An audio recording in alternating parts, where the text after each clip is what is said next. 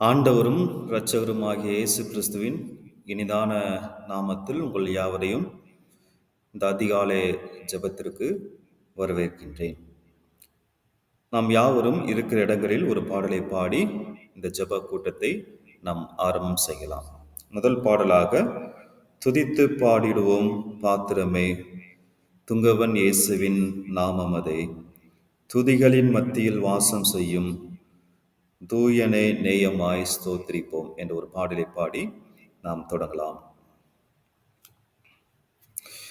துதித்து பாடிட பாத்திரமே, துங்கவன் இயேசுவின் நாமமதே, துதித்து பாடிட பாத்திரமே, துங்கவன் இயேசுவின் நாமமதே, துதிகளின் மத்தியில் வாசம் செய்யும் தூயனே நேயமாய் ஸ்தோத்தரிப்போமே, அற்புதமே அவர் நடத்துதலே, ஆனந்தமே பரமானந்தமே,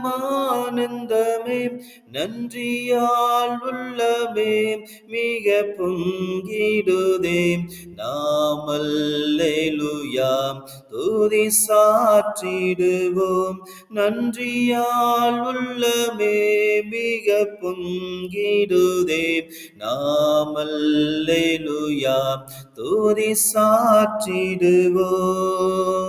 கடந்த நாட்களில் கண்மணி போல் கருத்துடன் நம்மை காத்தாரே, கடந்த நாட்களில் கண்மணி போல் கருத்துடன் நம்மை காத்தாரே, கர்த்தரையே நம்பி ஜீவித்திட கிருபையும் ஈந்ததால் ஸ்தோத்தரிப்போமே, அற்புதமே யாவர் நடத்துதலே, ஆனந்தமே பரமானந்தமே, நன்றியால் உள்ளமே மிக பொங்கிடுதே, நாம் அல்லேலூயா துதி சாற்றிடுவோம், நன்றியால் உள்ளமே மிக பொங்கிடுதே, நாம் அல்லேலூயா துதி சாற்றிடுவோம்.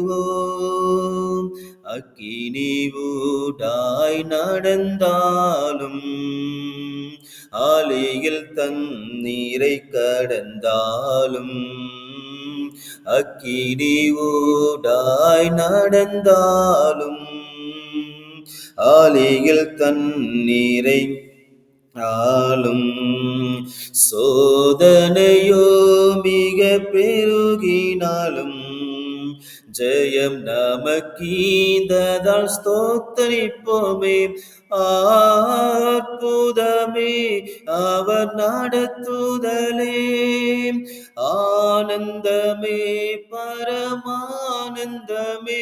நன்றியால் உள்ளமே மிக பொங்கிடுதே, நாம் அல்லேலூயா துதி சாற்றிடுவோம், நன்றியால் உள்ளமே மிக பொங்கிடுதே, நாம் அல்லேலூயா துதி சாற்றிடுவோம். இந்த வனாந்திரை யாத்திரையில் இன்பராம் இயேசு நம்மோடிருப்பார், இந்த வனாந்திரை யாத்திரையில் இன்பராம் இயேசு நம்மோடிருப்பார், போகையிலும் நம் வருகையிலும் புகலிடமானதால் ஸ்தோத்தரிப்போமே, அற்புதமே அவர் நடத்துதலே, ஆனந்தமே பரமானந்தமே, நன்றியால் உள்ளமே மிக பொங்கிடுதே. நாம் அல்லேலூயாம் துதி சாற்றிடுவோம். நன்றியால் உள்ளமே மிக பொங்கிடுதே. நாம் அல்லேலூயாம் துதி சாற்றிடுவோம். வாஞ்சைகள் தீர்த்திட வந்திடுவார், வாருமென்றே நாம் அழைத்திடுவோம். வாஞ்சைகள் தீர்த்திட வந்திடுவார், வாருமென்றே நாம் இடுவோம். வானத்திலே ஒன்று சேர்ந்திடும் நாள் விரைந்து நெருங்கிட ஸ்தோத்தரிப்போமே. அற்புதமே அவர் நடத்துதலே, ஆனந்தமே பரமானந்தமே. நன்றியால் உள்ளமே மிக பொங்கிடுதே. நாம் அல்லேலூயாம் துதி சாற்றிடுவோம். நன்றியால் உள்ளமே மிக பொங்கிடுதே. நாம் அல்லேலூயாம் துதி சாற்றிடுவோம்.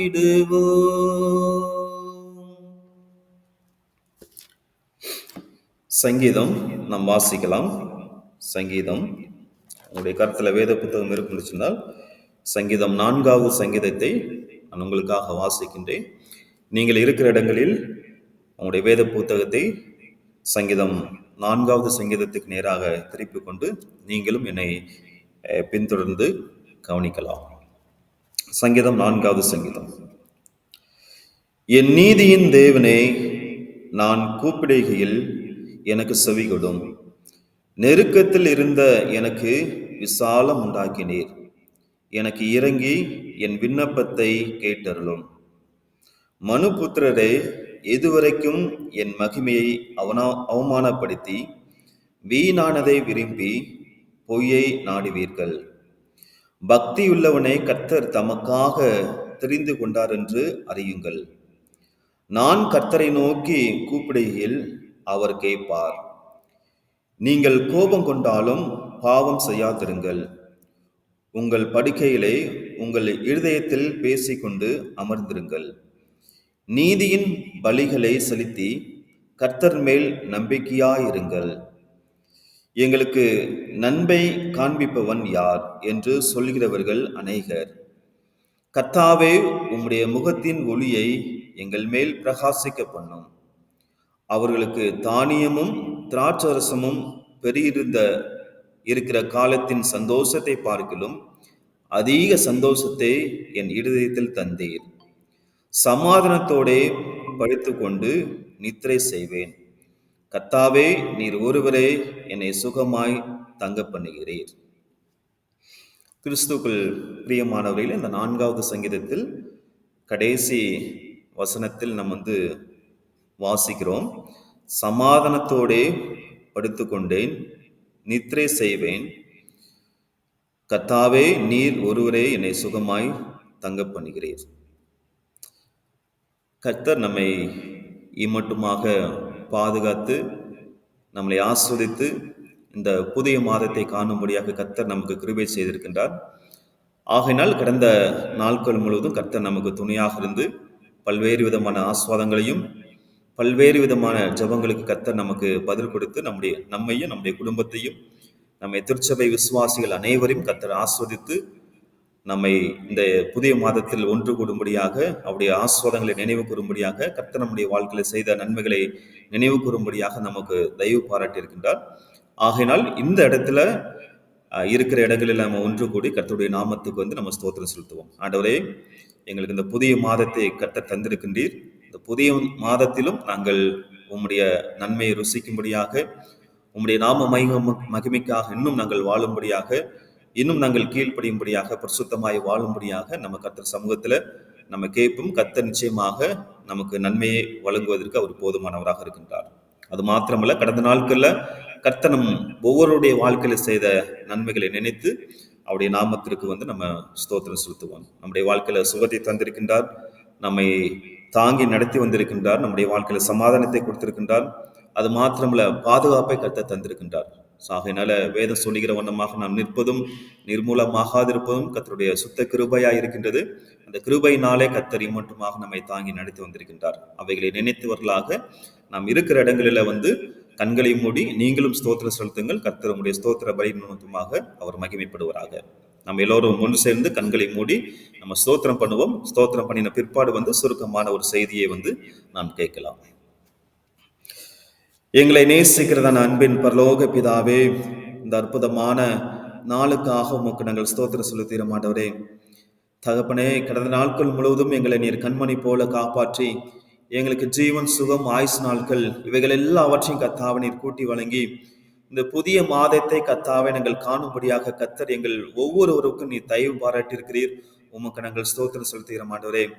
வேதம் சொல்லுகிற வண்ணமாக நாங்கள் நிற்பதும் நிர்மூலமாகாதிருப்பதும் தேவனுடைய சுத்த கிருபை என்று சொல்லி வேதத்தில் நாங்கள் வாசிக்கிற வண்ணமாக நம்முடைய கிருபையினாலே இம்மட்டுமாக எங்களை தாங்கி தப்புவித்து பலவிதமான நோய்களின் மத்தியிலும் பலவிதமான சோதனைகளின் மத்தியிலும் கர்த்தாவே நாங்கள் வீழ்ந்து போகாமல் எங்களை நீ தாங்கினீர். சமாதானத்தோடு கர்த்தாவே நீ நடத்தினீர். உமக்கு நாங்கள் ஸ்தோத்திரம் செலுத்துகிற ஆண்டவரே. கர்த்தாவே உடைய சமூகத்துல கர்த்தாவே நாங்கள் கடந்து வந்து ஜெபிக்கிறதான ஒவ்வொரு ஜெபங்களுக்கும் கர்த்தர் எங்களுக்கு நீர் பதில் கொடுத்து எங்களுடைய வாழ்க்கையில கர்த்தாவே உம்முடைய சித்தப்படி அனைத்து விதமான காரியங்களை நீ செய்து வருகிறீர்.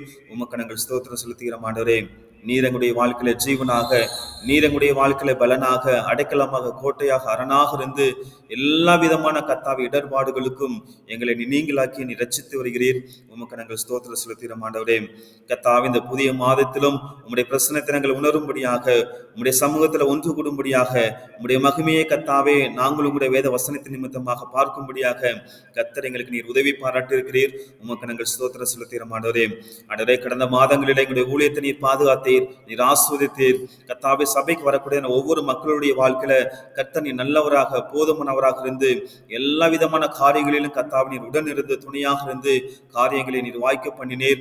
கர்த்தாவே, அவர்களுக்கும் ஒரு சேதங்களும் அணுகாதபடிக்கு கர்த்தர் அடைக்கலமாக இருந்து எல்லா விதமான நன்மைகளையும் பாதுகாப்பை நீர் கொடுத்தீர். உமக்கு நாங்கள் ஸ்தோத்திரம் செலுத்துகிற ஆண்டவரே. அது மாத்திரமல்ல கர்த்தாவே, உங்களுடைய சபைக்கு வரக்கூடியதான ஒவ்வொரு சிறு பிள்ளைகளுக்காக, வாலிப பிள்ளைகளுக்காக நாங்கள் செபித்ததுண்டு. ஒவ்வொரு பெரியவர்களுக்காக கர்த்தாவே நாங்கள் செபித்ததுண்டு. கர்த்தர் எங்களுடைய ஜெபங்களை கேட்டு நீர் பதில் தந்திருக்கின்றீர். ஒவ்வொருடைய வாழ்க்கையில கர்த்தாவே நீர் பாதுகாப்பை கொடுத்திருக்கிறீர். ஒவ்வொருடைய வாழ்க்கையில கர்த்தாவே உங்களுடைய அன்பை நீ காண்பித்து உம்மை நேசிக்கும்படியாக, உம்முடைய வழியில நடக்கும்படியாக, உம்முடைய வார்த்தைக்கு செவிசாய்க்கும்படியாக, உம்மை தேடும்படியான ஒரு ஸ்லாக்கியத்தை எங்கள் அனைவருக்கும் கர்த்தாவே நீர் கொடுத்திருக்கிறீர். உமக்கு நாங்கள் ஸ்தோத்திரம் செலுத்துகிற ஆண்டவரே. விசேஷமாக அந்த காலை நேரத்திலும் கூட கர்த்தர் எங்களுடைய வாழ்க்கையை செய்து வந்ததான எல்லா விதமான நன்மைகளை நினைத்து எங்களுடைய ஸ்தோத்திரத்தையும் கனத்தையும் மகிமையும் ஆராதனையும் நாங்கள் உமக்கு ஏறெடுக்கிறோம். ஏற்றுக்கொள்ளும் ஜீவனுள்ள நல்ல பிதாவே, ஆமேன். கிறிஸ்துக்குள் பிரியமானவர்களே, இந்த நேரத்திலும் கூட நம்ம சுருக்கமாக தேவனுடைய வார்த்தையை நம்ம கேட்க இருக்கின்றோம். அதற்கு ஆதாரமாக ஆகாய தீர்க்க தரிசன புஸ்தகத்திலிருந்து நம்ம ஒரு சில வார்த்தைகளை நம்ம கேட்க இருக்கின்றோம். உங்களுடைய கருத்துல வேத புத்தகம் இருக்குன்னு சொன்னால் நீங்கள் ஆகாய் தீர்க்க தரிசன புஸ்தகம் 1ஆம் அதிகாரத்துக்கு நம்முடைய கவனத்தை திருப்பிக் கொள்ளலாம். ஆகாய் 1ஆம் அதிகாரம். இந்த ஆகாய் தீர்க்க தரிசன புஸ்தகத்தில் 2 அதிகாரங்கள் மாத்திரமே உள்ளது. ஒருவேளை உங்களுக்கு நேரம் கிடைக்கும் சொன்னால் நீங்களும் கூட வீட்டில் அமர்ந்திருக்கும் போது, உங்களுக்கு நேரம் கிடைக்கும் போது இந்த வேத புத்தகத்தை நீங்கள் வாசியுங்கள். அது உங்களுடைய வாழ்க்கைக்கு பிரயோஜனமாக இருக்கும். குறிப்பாக இன்றைக்கு நம்ம பார்க்கக்கூடியதான ஆகாய் தீர்க்க தரிசன புஸ்தகம். ஒரு சில வசனங்களை உங்களுக்காக நான் வாசிக்கின்றேன். 1வது வசனம். ராஜாவாகிய தரியு அரசாண்ட 2ஆம் வருஷம் 6ஆம் மாதம் 1ஆம் தேதியிலே கர்த்தருடைய வார்த்தை ஆகாய் என்னும் தீர்க்கதரிசியின் மூலமாய் செயல்தியேலின் குமாரனாகிய சிறுபாபேல் என்னும் யூதாவின் தலைவனுக்கும் யோர்சதாக்கின் குமாரனாகிய யோசுவா என்னும் பிரதான ஆசாரியனுக்கும் உண்டாக்கி, அவர் சொன்னது என்னவென்றால், இந்த ஜனங்கள் கர்த்தருடைய ஆலயத்தை கட்டுகிறதுக்கு ஏற்ற காலம் இன்னும் வரவில்லை என்கிறார்கள் என்று சேனைகளின் கர்த்தர் சொல்கின்றார். இந்த பகுதியை முழுவதுமாக நமக்கு வாசிக்க நேரமில்லை. நீங்கள் உங்களுக்கு நேரம் கிடைக்கும் போது நீங்கள் வாசியுங்கள். இந்த ஆகாய் 1ஆம் அதிகாரம் 2ஆம் அதிகாரத்தை வாசித்து பார்க்கும்போது ஒரு முக்கியமான ஒரு தலைப்பின் கீழே வந்து நம்ம செய்தியை கேட்க முடியும். தேவனை முதன்மையாக வையுங்கள், தேவனையும் அவருடைய பணியையும் முதன்மையாக வைத்து செயல்படுங்கள் என்கிறதான தலைப்பின் கீழ் இந்த 2 அதிகாரத்தை நம்ம வந்து வாசித்து பார்க்க முடிச்சினால் நமக்கு எளிமையாக புரியும். அதில் காணப்படக்கூடிய சத்தியங்கள் வந்து நம்முடைய ஆத்மாவுக்கும் நம்முடைய ஆவிக்குரிய வாழ்க்கைக்கும் பிரயோஜனமாக காணப்படும். இந்த பகுதியில் என்ன சம்பவங்கள் நடைபெறுகிறது என்று சொன்னால், யூத ஜனங்கள் வந்து பாபிலோன் தேசத்தில் வந்து அவர்கள் அடிமையாக காணப்படுகின்றார்கள். அப்படி அடிமையாக காணப்படும் போது முதல் தலைவனாகிய செருபாபேல் என்கிறதான தலைமையின் கீழ் ஒரு கூட்ட ஜனங்கள் வந்து அவர்கள் மறுபடியும் தங்களுடைய தேசத்துக்கு கடந்து வந்து ஆலயத்தை வந்து அவர்கள் கட்டுகிறார்கள். அப்படி அவர்கள் கட்டி கொண்டிருக்கும் போது சில காலங்கள் கட்டுகிறார்கள், மறுபடியும் அந்த வேலையை வந்து நிறுத்தி வைத்து விடுகிறார்கள். சோர்வடைந்து எதிர்ப்புகளின் நிமித்தமாக அந்த வேலையை தொடர்ச்சியாக தொடராமல் கட்டாமல் அவர்கள் பின்வாங்கி போய் தன்னுடைய சொந்த வீட்டை கட்டும்படியாக, சொந்த வேலைகளை பார்க்கும்படியாக இந்த மக்கள் பின்வாங்கி போய்விட்டார்கள். அப்படி கர்த்தருடைய வேலையை செய்யாமல், கர்த்தருடைய ஆலயத்தை கட்டாமல், தங்களுடைய சொந்த காரியத்தை பார்க்கும்படியாக அவர்கள் பின்வாங்கி போனபடியினால் அந்த ஜனங்களுக்கு ஆகாய் தீர்க்கதரிசியின் மூலமாக கர்த்தர் வந்து நினைக்கிறார், அந்த ஆலயத்தை மறுபடியும் கட்டும்படியாகவும் கர்த்தருடைய வேலையை நீங்கள் முதன்மையாக செய்ய வேண்டும் என்று சொல்லி இந்த தீர்க்கதரிசியின் மூலமாக கர்த்தர் பேசுகிறார். நீங்கள் முதல் 3 வசனத்தை வாசித்து பார்க்கும்போது அந்த சூழ்நிலையை வந்து நம்ம தெளிவாக புரிந்து கொள்ள முடியும். பாருங்களேன், 3வது வசனம், ஆனாலும் ஆகாய் என்னும் தீர்க்கதரிசியின் மூலமாய் கர்த்தருடைய வார்த்தை உண்டாகி அவர் சொல்கிறார், இந்த வீடு பாழாய் கிடக்கும் போது நீங்கள் மற்ற பாவப்பட்ட உங்கள் வீடுகளில் குடியிருக்கும்படியான காலம் இதுவோ? இப்போதும் சேனைகளின் கர்த்தர் சொல்கிறார், உங்கள் வழிகளை சிந்தித்து பாருங்கள். இன்னைக்கு நம்ம இந்த காலை நேரத்தில் வந்து தேவ சமூகத்தில் கூடி வந்திருக்கின்றோம். இந்த 5வது வசனத்தில் காணப்படக்கூடியதான 2வது பாகம், உங்கள் வழிகளை சிந்தித்து பாருங்கள். இதை நம்முடைய வாழ்க்கையில வந்து அதை எடுத்துக்கொண்டு நம்முடைய வாழ்க்கையை வந்து நம்ம சிந்தித்து பார்க்கலாம். ஆனால் இந்த மக்களை பார்த்து வந்து ஆகாய் தீர்க்கதரிசி வந்து கூறக்கூடியதான ஒரு முக்கியமான ஒரு வழி, நீங்கள் கர்த்தருடைய ஆலயத்திற்கு வந்து முக்கியத்துவம் கொடுக்காமல், கர்த்தருடைய ஆலயத்தை கட்டாமல், கர்த்தருக்கு முக்கியத்துவம் முதலிடம் கொடுக்காமல் வந்து நீங்க பின்வாங்கி போய் என்ன செய்றீங்க, உங்களுடைய வேலைகளை வந்து நீங்கள் பார்த்து கொண்டிருக்கிறீர்கள். ஆகையால் நீங்கள் பின்வாங்கி போன அந்த வழியை வந்து நீங்கள் யோசித்து பாருங்கள், நிதானித்து பாருங்கள், பரிசோதித்து பாருங்கள்.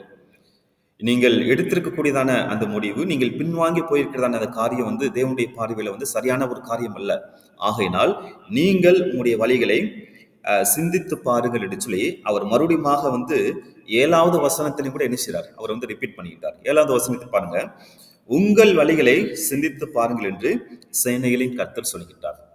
இப்படி அவர்கள், இந்த ஜனங்கள் வந்து கர்த்தருடைய ஆலயத்தை கட்டாமல், கர்த்தருடைய காரியங்களுக்கு முதலிடம் கொடுக்காமல் அவர்கள் பின்வாங்கி போனதனால் ஏற்பட்ட விளைவுகள் என்ன, ஏற்பட்ட வறட்சிகள் என்ன அப்படின்னு சொல்லிட்டு கீழ்வள்ள வசனங்களில வந்து நினைச்சார், அவர் வந்து விளக்கி பேசுகிறார். அதாவது வந்து 6வது வசனம், 9வது வசனம் மற்றும் 10வது வசனத்தை வந்து நீங்கள் வாசித்து பார்க்கும்போது, நீங்கள் திரளாய் விதத்தும் கொஞ்சமாய் அரித்து கொண்டு வருகிறீர்கள், நீங்கள் புசித்தும் திருப்தியாகவில்லை, குடித்தும் பரிபூர்ணம் அடையவில்லை, நீங்கள் வஸ்திரம் உடுத்தியும் ஒருவனுக்கும் குளிர் விடவில்லை, கூலியை சம்பாதிக்கிறவன் பொத்தலான பையிலே போடுகிறவனாய் அதை சம்பாதிக்கின்றான். அடுத்து 9வது வசனத்துல பார்க்கும்போது, அதிகமாய் வரும் என்று நீங்கள் எதிர்பார்த்திருந்தும் இதோ கொஞ்சம் கிடைத்தது, நீங்கள் அறுத்து வீட்டுக்கு கொண்டு வந்ததும் நான் அதை ஊதி போடுகிறேன். எது நிமித்தம் என்றால், என் வீடு பாழாய் கிடக்கும் போது நீங்கள் எல்லாரும் அவனவன் தன் தன் வீட்டுக்கு ஓடி போகிறீர்களே, இது நிமித்தமே என்று சேனைகளின் கர்த்தர் சொல்கின்றார். அப்ப எது நிமித்தமாக வந்து உங்களுக்கு இப்படிப்பட்ட வீழ்ச்சிகள், வறுமைகள் வருகிறது அப்படின்னு சொல்லிட்டு அவர் வந்து விளக்கி பேசுகின்றார். நீங்கள் கர்த்தருக்கும் அவருடைய பணிக்கும் நீங்கள் முதலிடம் கொடுக்காமல், அதாவது வந்து கர்த்தருடைய ஆலயத்தை கட்டாமல் நீங்கள் உங்களுடைய சொந்த காரியங்களை நீங்கள் செய்யும்படியாக விலகி போகிறபடினால் இப்படிப்பட்ட விளைவுகள் வந்து கடந்து வருகிறது என்று சொல்லி அவர் 9வது வசனத்துல 10வது வசனத்துல பேசுகின்றார். அதே போல 10வது வசனத்துல வந்து நம்ம பார்க்கும்போது, ஆதலால் உங்கள் மேல் இருக்கிற வானம் பனியை பெய்யாமலும் பூமி பலனை கொடாமலும் போயிற்று. பாருங்களேன், நம்முடைய வாழ்க்கையிலும் கூட நம்முடைய வழிகளை வந்து நம்ம சிந்தித்து பார்க்க வேண்டும். மிக முக்கியமான ஒரு காரியம். கர்த்தருடைய காரியங்களுக்கு கர்த்தருக்கு வந்து நம்ம முதன்மையான இடத்தை வந்து நம்ம கொடுக்கின்றோமா? கர்த்தருடைய பணியை வந்து நம்ம முதன்மையாக தேடுகிறோமா? என்பதை இந்த பகுதியின் மூலமாக வந்து நம்ம தெளிவாக புரிந்து கொள்ள முடியும். இந்த மக்கள் வந்து முதன்மையாக கர்த்தருக்கு வந்து அவர்கள் இடம் கொடுக்காதபடியினால், கர்த்தருடைய ஆலயத்தை கட்டாமல் இருக்கிறபடியினால், இப்படிப்பட்ட பயங்கரமான விளைவுகள் வந்து என்ன செய்து ஏற்படுகின்றது. அடுத்தபடியாக கீழுள்ள வசனங்களில வந்து அவர் பார்க்கும்போது, இந்த ஆகாய் தீர்க்கதரிசி இந்த வசனத்தை இந்த மக்களோடு கூட பேசின பிற்பாடு வந்து இந்த மக்கள் என்ன செய்கிறார்கள்? அவர்கள் செவி சாய்த்து பயந்து கர்த்தருடைய ஆலயத்தை கட்டும்படியாக அவர்கள் கடந்து போகிறார்கள். 12வது வசனத்தில் பார்க்கும்போது நடுப்பகுதியில வந்து நம்ம பார்க்க முடியும். 12வது வசனத்துடைய நடுப்பகுதி, தங்கள் தேவனாகிய கர்த்தர் அனுப்பின ஆகாய் என்னும் தீர்க்கதரிசியினுடைய வார்த்தைகளுக்கும் செவி கொடுத்தார்கள். ஜனங்கள் கர்த்தருக்கு முன்பாக பயந்திருந்தார்கள். ஆகாய் தீர்க்கதரிசி வந்து தெளிவாக வந்து உங்களுடைய வழியை நீங்க சீர்தூக்கி பாருங்க, சிந்தித்து பாருங்க. நீங்கள் செய்கிறதான காரியம் வந்து கர்த்தருடைய பார்வையில் வந்து சரியானதல்ல. நீங்கள் கர்த்தருடைய பணியையும் கர்த்தருடைய ஆலயத்தையும் விட்டு நீங்களுடைய சொந்த காரியங்களை வந்து நீங்க பார்க்க போயிருக்கிறீங்க. அது வந்து தேவனுடைய பார்வையில் வந்து சரியான ஒரு காரியம் இல்லை. ஆகையினால் நான் சொல்லக்கூடியதான் இந்த காரியத்தை நீங்கள் கேட்டு மனந்திருப்பி நினைச்சீங்க, பின்பாக வந்து கர்த்தருடைய ஆலயத்தை வந்து நீங்கள் கட்ட வேண்டும். அது முதன்மையான ஒரு காரியம். நீங்கள் செய்ய வேண்டியதான முதன்மையான ஒரு பணி என்று சொல்லி அவரை விலைக்கு பேசின பிற்பாடு வந்து மக்கள் புரிந்து கொண்டு அவருடைய வார்த்தைக்கு செவி சாய்த்து அவர்கள் பயந்து காணப்படுகிறது வந்து நம்ம வசனம் 12வது வசனத்துல வந்து நம்ம பார்க்க முடியும்.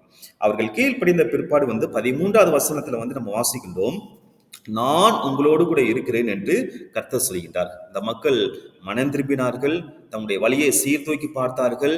அது மாத்திரமல்ல, தங்களுடைய வழிகளை வந்து சிந்தித்து பார்த்து, நாங்கள் செய்கிறதான காரியம் நீர் சொல்லுகிறபடி சரியானதல்ல, நாங்கள் முதன்மையாக என்ன செய்வோம், கர்த்தருடைய ஆலயத்திற்காக அவருடைய பணிக்காக நாங்கள் கடந்து போவோம், அந்த காரியத்தை நாங்கள் செய்வோம் என்று சொல்லி கர்த்தருடைய வேலையை முதன்மையாக செய்யும்படியாக அவர்கள் வந்து கடந்து போகிறார்கள்.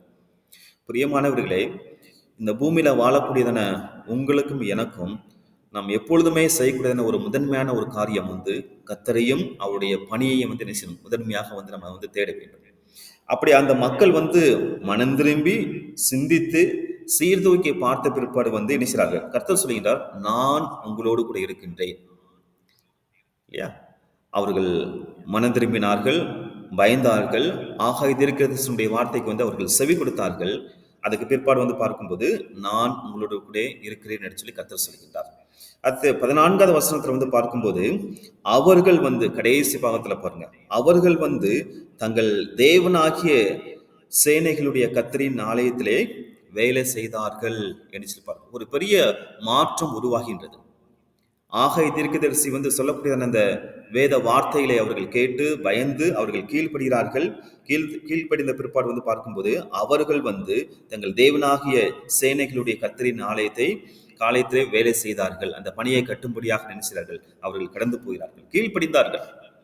நீங்கள் 2ஆம் அதிகாரத்துல வந்து பார்க்கும்போது அவர்கள் மனம் திரும்பின பிற்பாடு வந்து, இல்லையா, நீங்க 2ஆம் அதிகாரம் 19வது வசனத்துல வந்து பார்க்கும்போது கடைசி பாகத்தை பாருங்க. 2ஆம் அதிகாரம் 19வது வசனம் கடைசி பாகம், நான் இன்று முதல் உங்களை ஆஸ்வதிப்பேன் என்று சொல்லுகிறார் என்றார். 19வது வசனத்துல வந்து நான் இன்று முதல் உங்களை ஆஸ்வதிப்பேன். எப்பொழுது அவர்கள் போய்கொண்டிருந்த அந்த தவறான வழியை விட்டு கர்த்தருக்கு முக்கியத்துவம் கொடுப்பதையும் அவருடைய பணிக்கு முக்கியத்துவம் கொடுப்பதை விட்டு அவர்கள் பின்வாங்கி போன அந்த நிலையிலிருந்து நினைச்சார்கள். மறுபடியும் சிந்தித்து பார்த்து, நாங்க போனக்கூடியதான வழி வந்து சரியான ஒரு வழி இல்லை, நாங்கள் செய்யக்கூடியதான காரியம் வந்து சரியான ஒரு காரியம் இல்லை என்று சொல்லி அவர்கள் மனம் திரும்பி வந்த பிற்பாடு வந்து கர்த்தர் சொல்கிறார், நான் உங்களை ஆஸ்வதிப்பேன், நான் உங்களோடு கூட இருப்பேன், என்னுடைய மகிமையை நான் வந்து விளங்க பண்ணுவேன் என்று சொல்லி அவர்கள் மனம் திரும்பின பிற்பாடு வந்து நினைச்சார். இந்த ஆஸ்வாதத்தை அவர் கூறுகின்றார். இந்த வாக்கை வந்து அவர்களுக்கு வந்து அவர் கொடுக்கின்றார். அடுத்து அதே போல வந்து 19வது வசனத்தில், அதாவது கடைசி வசனத்திலும் கூட வாசித்து பார்க்கும்போது செருபாபேல் நினைச்சார். அவர் வந்து சொல்கின்றார், நான் உன்னை என்ன செய்வேன், மேன்மையாக வைப்பேன் என்று சொல்லி அவர் கடைசி வசனத்திலே கூறுவதை வந்து நம்ம பார்க்க முடியும். இன்னைக்கு வந்து நீங்களும் நானும் இந்த வசனத்தின் நிமித்தமாக, இந்த ஆகாய தீர்க்கதரிசன அந்த புஸ்தகத்தின் நிமித்தமாக நம்ம கற்றுக்கொள்ளக்கூடியதுன்னா ஒரு முக்கியமான ஒரு காரியம். அவர்கள் அன்று எருசலேம் தேவாலயத்தை கட்டும்படியாக அவர்கள் வந்து கடந்து போனார்கள். அவர்கள் தங்களுடைய வழியை சிந்தித்து பார்த்து நினைச்சார்கள், தேவனுக்கு கீழ்ப்படிந்து மறுபடியும் நினைச்சார்கள். அந்த பின்வாங்கி போன நிலையிலிருந்து அவர்கள் மறுபடியும் கட்டும்படியாக எழுந்து வந்தார்கள். இன்னைக்கு நீங்களும் நானும் கர்த்தர் சொல்லக்கூடியதான ஒரு முக்கியமான ஒரு காரியம், நீங்களே நானே தேவனுடைய ஆலயமாக இருக்கிறோம் என்று சொல்லி 1 கொரிந்தியர் புஸ்தகத்தில் வந்து நம்ம வாசிக்கின்றோம். அதை வாசிக்கலாமா? 1 கொரிந்தியர் 3ஆம் அதிகாரம். 1 கொரிந்தியர் 3ஆம் அதிகாரம் 16, 17வது வசனத்துல வந்து நம்ம பார்க்கின்றோம். ஒரு முக்கியமான ஒரு ஒற்றுமையை வந்து நம்ம பார்க்க முடியும். 1 கொரிந்தியர் 3ஆம் அதிகாரம் 1 கொரிந்தியர் 3ஆம் அதிகாரம் வசனம் 16, 17வது வசனத்துல வந்து நம்ம வாசிக்கின்றோம். 1 கொரிந்தியர் 3ஆம் அதிகாரம் 16, 17வது வசனம். நீங்கள் தேவனுடைய ஆலயமாய் இருக்கிறீர்கள் என்றும் தேவனுடைய ஆவி உங்களில் வாசமாய் இருக்கிறது என்றும் அறியாதிருக்கிறீர்களா? ஒருவன் தேவனுடைய ஆலயத்தை கெடுத்தால் அவனை தேவன் கெடுப்பார். தேவனுடைய ஆலயம் பரிசுத்தமாய் இருக்கிறது, நீங்களே அந்த ஆலயம். இன்னைக்கு வந்து நம்ம எந்த ஆலயத்தை கட்ட வேண்டும்? அதுதான் வந்து முக்கியமான ஒரு கேள்வியாக காணப்படுகிறது. இந்த 11வது மாதத்தினுடைய முதல் தேதியில கர்த்தருடைய சமூகத்துல வந்து நம்ம ஒன்று கூடி இருக்கின்றோம். நம்முடைய ஆலயம் இல்லையா, பரிசுத்த ஆவியாகிய தேவன் வந்து நம்முடைய உள்ளத்துல தங்கக்கூடிய ஒரு பரிசுத்த ஆலயமாக நாம் இருக்கிறோம் என்று சொல்லி வேத புத்தகம் வந்து தெளிவாக நமக்கு கற்பிக்கின்றது. இந்த ஆலயத்தை வந்து நம்ம எப்படி கட்டிக்கொண்டு இருக்கின்றோம்? இந்த ஆலயத்துல பரிசுத்த ஆவியாகிய தேவன் வந்து வாசம் பண்ணுகின்றார். அவர் மகிமையால் நேர்ந்திருக்கும்படியாக நம்ம வந்து பரிசுத்தத்தையும் கீழ்ப்படிதலையும், அது மாத்திரமல்ல எல்லா விதமான அசுத்தத்தையும் வந்து நம்ம விட்டு விலக்கி நம்ம வந்து அவர் தங்கும்படியாக அவருடைய மகிமையால் நிறைந்திருக்கும்படியாக அந்த ஆலயத்தை வந்து நம்ம சுத்தம் செய்கிறோமா? நீங்களே அந்த ஆலயம் அப்படின்னு சொல்றார். அப்ப இன்னைக்கு நீங்களும் நானும் கட்டக்கூடிய ஒரு முக்கியமான ஒரு காரியம் என்னன்னு சொல்லி பார்க்கும்போது, நாம் தான் நம்மை உருவாக்க வேண்டும். நம்முடைய ஆலயத்தை கட்ட வேண்டும். என்னை நான் உருவாக்க வேண்டும். என்னை நான் பரிசுத்தப்படுத்த வேண்டும். எனக்கு என்ன செய்யணும்? எனக்குள் வசிக்கக்கூடியதான அந்த பரிசுத்த ஆவியானவருக்கு வந்து நான் முதன்மையான ஒரு இடத்தை கொடுக்க வேண்டும். அவர் வாசம் பண்ணும்படியாக, அவர் மகிமையால் நிறைந்திருக்கும்படியாக வந்து நம்ம வந்து என்ன செய்யணும்? இடம் கொடுக்க வேண்டும். ஆனால் இன்னைக்கு அநேக மனிதர்கள், அநேக ஜனங்கள் இல்லையா, அந்த ஆலயத்தை கட்டும்படியாக முக்கியத்துவம் கொடுக்காமல் அநேகர் பின்வாங்கி கொண்டிருக்கிறார்கள். அப்படிப்பட்ட மக்களுக்கு இந்த ஆகாய தீர்க்கதரிசி சொன்னவனமாக நினைக்கிறார். இன்று கர்த்தர் உங்களுடைய சொல்லிக் கொண்டிருக்கிறார். உங்களுடைய ஆலயத்தை நீங்க சீர்தூக்கி பாருங்க. உங்களுடைய வாழ்க்கையை நீங்க சீர்தூக்கி பாருங்க. உங்களுடைய இதயத்தை நீங்க சீர்தூக்கி பாருங்க. ஐயா, நீங்க எதை நோக்கி ஓடிக்கொண்டிருக்கிறீங்க? நீங்க எதற்கு முக்கியத்துவம் கொடுத்து கொண்டிருக்கிறீங்க? நீங்களே தேவனுடைய ஆலயமாக இருக்கிறீங்க. பரிசுத்த ஆவியானவர் உங்களுக்குள்ளாக வாசம் பண்ணுகின்றார். அவர் மகிமையால் நிறைந்திருக்கும்படியாக அந்த ஆலயத்தை வந்து நீங்க கட்டுறீங்களா? உங்களுடைய வாழ்க்கையில வந்து பரிசுத்தத்தை வந்து நீங்க காண்பிக்கிறீங்களா? நீங்க அதற்கு முக்கியத்துவம் கொடுங்க என்று சொல்லி இந்த பகுதியின் மூலமாக வந்து நம்ம புரிந்து கொள்ள முடியும். இதில் கலந்து கொண்டிருக்கிறதான, இதை கவனிக்கக்கூடியதான ஒவ்வொரு மக்களுக்கும் சொல்லக்கூடியதான ஒரு முக்கியமான ஒரு செய்தி, நீங்களே தேவனுடைய ஆலயமாக இருக்கிறீர்கள். நம்ம அதை சுத்தம் செய்கிறோமா? அதை பாதுகாக்கிறோமா? அது தேவனுக்கு பிரியமான வகையில வந்து அதை நான் நடத்துகிறோமா? அதை வைத்துக் கொள்கிறோமா என்பது வந்து ஒரு முக்கியமான ஒரு கேள்வி இல்லையா? ஆண்டவராகிய இயேசு கிறிஸ்து வந்து இந்த எருசலேம் தேவாலயத்துல வந்து புறாக்களையும் காசு விற்கிறவர்களை வந்து அவர் சாட்டையினாலே அடித்து விரட்டினார். ஏன்னு சொன்னால் வந்து இது இது தேவனுடைய ஆலயம் இல்லையா, என்னுடைய ஜெப வீடு, நீங்கள் வந்து இதை கள்ளர் குகையிலாக வந்து நீங்க மாற்றுகிறீர்கள் என்று சொல்லி அந்த காசுக்காரர்களையும் புறா விற்கிறவர்களையும் வந்து இணைக்கிறார். அவர் இந்த சாட்டையினால் அடித்து விரட்டுகிறதை வந்து நம்ம பார்க்கின்றோம். ஆம் பிரியமானவர்களே, நீங்களும் நானும் தேவனுடைய ஆலயமாக இருக்கின்றோம். அதற்கு நம்ம முக்கியத்துவம் கொடுப்போம். அது தேவனுக்கு பிரியமான வகையில அவர் வந்து வாசம் பண்ணக்கூடிய, அவர் மகிமையினால் நிறைந்திருக்கக்கூடிய வகையில வந்து நம்முடைய ஆலயத்தை வந்து நிச்சயம் பாதுகாத்துக் கொள்வோம், கட்டுவோம். தேவன் நிச்சயமாக நிச்சயவார், பெரிய காரியங்களை செய்வார். இப்படி வந்து நம்ம பின்வாங்கி போன அந்த நிலையை சீர்தூக்கி பார்த்து சிந்தித்து நம்ம மறுபடியுமாக திரும்பி வரும்போது, சரியான வழியில வந்து நின்று கர்த்தருக்கு முதன்மையான இடத்தை கொடுக்கும்போது, கர்த்தருடைய பணியை முதன்மையாக செய்யும் போது கர்த்தர் சொல்கிறார், நீங்க மனம் திரும்பிட்டீங்க, இன்று முதல் என்ன செய்வேன்? உங்களை ஆஸ்வதிப்பேன், நான் உங்களோடு கூட இருப்பேன். நீங்க செய்யும் காரியங்களில் வந்து என்ன செய்வேன்? நான் ஆஸ்வாதத்தை நான் கட்டளையிடுவேன். ஆனால் கீழ்ப்படியாமல் பின்வாங்கி போய் கர்த்தரை முதன்மையாக தேடாமல், அவருடைய பணியை முதன்மையாக தேடாமல் பின்வாங்கி போய் காணப்படக்கூடிய அந்த மக்களுக்கு வந்து என்ன கடந்து வந்தாலும் அதுல வந்து ஒரு திருப்தியையும் ஒரு மனநிறைவையும் பார்க்க முடியாது என்று சொல்லி இந்த ஆகாய தீர்க்கதரிசியின் மூலமாக வந்து நம்ம தெளிவாக கற்றுக்கொள்ள முடியும். பிரியமானவர்களை, வரக்கூடியதான நாட்களில், வரக்கூடியதான வருஷங்களில், வரக்கூடியதான தினங்களில் வந்து நாம் எதற்கு முக்கியத்துவம் கொடுக்க வேண்டும் என்று சொல்லி இந்த ஆகாய தீர்க்கதரிசியின் மூலமாகவும், அது மாத்திரமல்ல 1 கொரிந்தியர் 3ஆம் அதிகாரம் 16, 17வது வசனத்தின் நிமித்தமாகவும் நாம் அதை கற்றுக்கொண்டோம். அந்த வசனத்துக்கு வந்து நம்ம ஒப்பு கொடுப்போம். கர்த்தாவே, இந்த வசனத்தின் பிரகாரமாக எங்களுடைய வாழ்க்கையை நாங்கள் சீர்தூக்கி பார்த்து உம்முடைய பணிக்கு உமக்கு நாங்கள் முக்கியத்துவம் கொடுத்து முதலிடம் கொடுத்து அதை நாங்கள் செயல்படுத்துவதற்கு வாழ்வதற்கு கர்த்தர் எங்களுக்கு தயவு பாராட்டுங்கள் சொல்லி நம்ம தேவ சமூகத்தில் கேட்போம். கர்த்தர் நிச்சயமாக நம்ம மனம் திரும்பும் போது, அவருடைய வழிக்கு நாம் கடந்து வரும்போது, நம்முடைய வாழ்க்கையில அவர் நம்மோடு கூட இருக்கின்றார். நாம் செய்யக்கூடிய காரியங்களில் நமக்கு ஆசீர்வாதத்தையும் நன்மையும் அவர் கட்டளையிட போதுமானவராக இருக்கின்றார். தேவன் தாமே இந்த வசனத்தை ஆஸ்வதிப்பாராக. நாம் கேட்ட வசனத்துக்கு நம்ம ஒப்பு கொடுத்து நாம் கண்களை மூடி ஜெபிப்போம். தேவன் தாமே ஆஸ்வதிப்பாராக. நாம் ஜெபிக்கலாமா? நாம் யாவரும் கண்களை மூடி, கர்த்தாவே இந்த வசனத்துக்கு எங்களை நாங்கள் ஒப்பு கொடுக்கின்றோம். நாங்களும் எங்களுடைய வழியை சிந்தித்து பார்த்து நாங்கள் சரி செய்ய வேண்டியதான காரியங்களை நாங்கள் சரி செய்கின்றோம் என்று சொல்லி தேவ சமூகத்தில் கேட்கலாம். கர்த்தர் நிச்சயமாக பெரிய காரியங்களை நம்முடைய வாழ்க்கையிலே செய்வாராக. ஜெபம் பண்ணலாம். எங்களை நேசிக்கிறதான அன்பின் பரலோக பிதாவே, இந்த அருமையான நேரத்துக்காக உமக்கு நாங்கள் ஸ்தோத்திரம் செலுத்துகிறோம் ஆண்டவரே. இந்த மாதத்தினுடைய முதல் தேதியில உங்களுடைய சமூகத்தில் நாங்கள் கூடி கர்த்தருக்கு மகிமையான ஒரு காரியத்தில் நாங்கள் ஈடுபடும்படியாக கர்த்தர் எங்களுக்கு உதவி செய்தீர். உமக்கு நாங்கள் நன்றி செலுத்துகிறோம் ஆண்டவரே. ஆம் தகப்பனே, உம்முடைய கிருபையினாலே இந்த புதிய மாதத்தை நாங்கள் காணும்படியாகவும், இந்த புதிய மாதத்தினுடைய முதல் தேதியில கர்த்தாவே உம்முடைய வசனத்தை கேட்டு எங்களுடைய வாழ்க்கையை சிந்தித்து பார்க்கும்படியாக எங்களுக்கு நீர் உதவி செய்தீர். உமக்கு நாங்கள் ஸ்தோத்திரம் செலுத்துகிறோம் ஆண்டவரே. கர்த்தாவே, கர்த்தருக்கு முதலிடம் கொடுக்காமல், கர்த்தருடைய பணிக்கு அவர்கள் முதலிடம் கொடுக்காமல் அவர்கள் பின்வாங்கி போனபடியினால் எப்படிப்பட்ட வறட்சிகள் ஏற்பட்டது என்று சொல்லி நாங்கள் ஆகாய் தீர்க்கதரிசி புஸ்தகத்தின் மூலமாக நாங்கள் கற்றுக்கொண்டோம். அந்த பிள்ளைகள் மறுபடியும் மனம் திரும்பி கர்த்தருடைய ஆலயத்தை கட்டும்படியாக அவர்கள் எழும்பி வந்த பிற்பாடு கர்த்தர்களோடு கூட இருந்தீர், அவர்களை நீர் ஆஸ்வதித்தீர் என்று சொல்லி கர்த்தாவை நாங்கள் புரிந்து கொண்டோம். ஆம் தகப்பனே, இன்றைக்கு நாங்கள் தேவனுடைய ஆலயமாக நாங்கள் காணப்படுகின்றோம். நீர் எங்களுடைய உள்ளத்துல தங்கி வாசம் பண்ணுகிறீர். அதற்காக நாங்கள் நன்றி செலுத்துகிறோம் ஆண்டவரே. நாங்களும் கூட இந்த ஆலயத்தை பரிசுத்தத்தோடு கூட கர்த்தாவை நாங்கள் பாதுகாக்கவும், நாங்கள் கீழ்ப்படியவும், உமக்கு பிரியமான காரியங்களை செய்து கர்த்தாவை நீர் மகிமைப்படும் வகையில கர்த்தாவே அதை நாங்கள் நடத்த எங்களுக்கு நீர் உதவி செய்விடுமா நாங்கள் செபிக்கிறோம் கர்த்தாவே. இந்த புதிய மாதத்திலும் வருகிற நாட்களிலும் இப்படிப்பட்ட சத்தியத்தை நாங்கள் முதன்மையாக கொண்டு இந்த வசனத்தை மறந்து போகாமல் அதை தியானித்து அதன்படி நாங்கள் நடப்பதற்கு என் தேவனாகிய கர்த்தர் எங்கள் ஒவ்வொருவருக்கும் கர்த்தாவே நீர் கிருபை பாராட்ட வேண்டுமா நாங்கள் செபிக்கிறோம் கர்த்தாவே. நாங்கள் வீழ்ந்து போகாதபடிக்கு, மடிந்து போகாதபடிக்கு, பாவத்துல மாண்டு போகாதபடிக்கு கர்த்தர் எங்களை ஒவ்வொரு நாளும் நீர் பாதுகாத்து உம்முடைய பணிக்கும் உமக்கு நாங்கள் முதலிடம் கொடுத்து நாங்கள் செயல்பட என் தேவனாகிய கர்த்தர் எங்களுக்கு நீர் கிருபை பாராட்ட வேண்டுமா நாங்கள் செபிக்கின்ற கர்த்தாவே. கலந்து கொண்டிருக்கிற ஒவ்வொரு மக்களுக்காக நாங்கள் ஸ்தோத்திரம் செலுத்துகின்றோம். இதற்குரிய நன்மைகளையும் ஆசீர்வாதத்தையும் எல்லாவற்றுக்கும் மேலாக கர்த்தாவே இந்த வார்த்தை நிமித்தமாக இந்த மக்களை கர்த்தாவே நீர் ஆசீர்வதிக்க வேண்டுமா நாங்கள் செபிக்கின்ற கர்த்தாவே.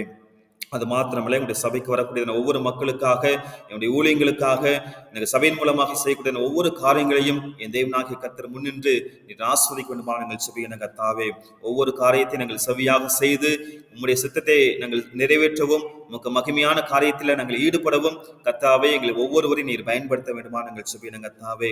எங்கள் ஒவ்வொருவருக்குள்ளாக வைராக்கியத்தையும் விருப்பத்தையும் வாஞ்சைகளையும் கர்த்தாவே நீர் அதிகமாக நீர் தர வேண்டுமா நாங்கள் செபிக்கிற கர்த்தாவே. வருகிற நாட்களில் கர்த்தாவே பல்வேறு விதமான வேலைகளில கர்த்தாவை நாங்கள் ஈடுபடும் போது, பல்வேறு விதமான தீர்மானங்கள் எடுக்கும் போது, பல்வேறு இடங்களுக்கு நாங்கள் கடந்து செல்லும் போது என் தேவனாகிய கர்த்தர் எங்களோடு கூட கடந்து காரியங்களை நீர் வாக்கிய பண்ணுவீராக, பாதுகாப்பை கொடுப்பீராக. எந்த விதமான சேதங்களும் தீங்குகளும் எங்களை அணுகாதபடிக்கு எங்களை நீர் பாதுகாக்க வேண்டுமா நாங்கள் செபிக்கிறோம் கர்த்தாவே. இந்த ஜப நேரத்தை எங்களுக்கு நீர் ஆசீர்வாதமாக மாற்றி தந்தீர். உமக்கு நாங்கள் ஸ்தோத்திரம் செலுத்துகின்றோம். எங்களுடைய ஜபங்களை கேட்டதுக்காக நாங்கள் நன்றி செலுத்துகின்றோம். இயேசுவின் மூலம் ஜெபிக்கிறோம் ஜீவனுள்ள நல்ல பிதாவே, ஆமேன். கலந்து கொண்ட அனைவருக்கும் நன்றி. Thank you so much.